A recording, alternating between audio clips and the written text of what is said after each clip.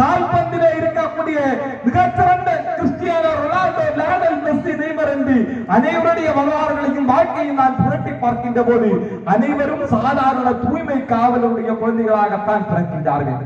நீங்கள் கிறிஸ்டியானோ ரொனால்டோவுடைய வாழ்க்கையை படித்து பார்க்கின்ற போது அவருடைய வாழ்க்கையை திரும்பி பாருங்கள். அவருடைய வாழ்க்கை, அவருடைய தந்தை ஒரு தூய்மை காவலர், ஒரு விளையாட்டு மைதானத்தில் உருவாகின்றவருடைய வாழ்க்கை. விளையாட்டு மைதானத்தில் தூய்மை காவலருடைய மகனாக செல்லுகின்றார். பயிற்சியாளர் ஒரு பந்தை உதைக்கின்றார். அந்த பந்தாவது அந்த மகனுடைய காலை எட்டுகின்றது. ஒரே உதைக்கின்ற போது பயிற்சியாளர் பார்க்கின்றார், இவனால் இந்த உலகத்தில் இதை வெல்ல முடியும் என்று ஒற்றை முடிவெடுக்கின்றார். எவன் ஒருவன் தன்னுடைய இலக்கை அடைவதற்காக உழைப்பு, முயற்சி, பயிற்சி, தியாகம், சிந்தனை, சுயநலமில்லாத போக்கோடு எப்போதும் ஒரே போராடக்கூடிய ஒரு எண்ணத்தை கொடுத்திருக்கின்றார், ஒரு வாழ்க்கையிலே தோற்றது கிடையாது. அப்படி இந்த இயக்கத்தில் இருக்கக்கூடிய ஒவ்வொருவரும் உங்களை தட்டி கொடுப்பதற்காக உருவாக்கி கொண்டிருக்கின்றார்கள்.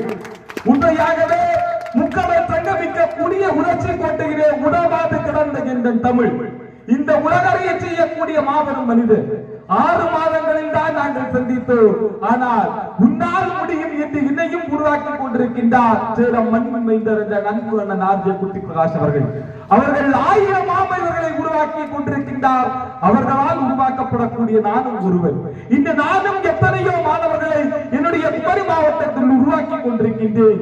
500க்கும் மேற்பட்ட மாணவர்களை உருவாக்கினேன். காரணம் என்னவென்று சொன்னால், நானும் அப்துல் கலாமுடைய வாழ்க்கை கருரை நானும் பிடித்துக் கொண்டிருக்கின்றேன். என்னுடைய வாழ்க்கை முடித்து போகக்கூடாது.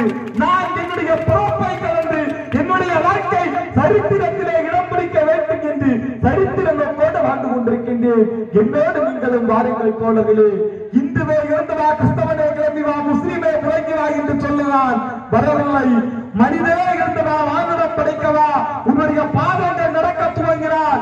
ஒருபோதும் உனக்கான பாதைகள் மறுப்பதில்லை.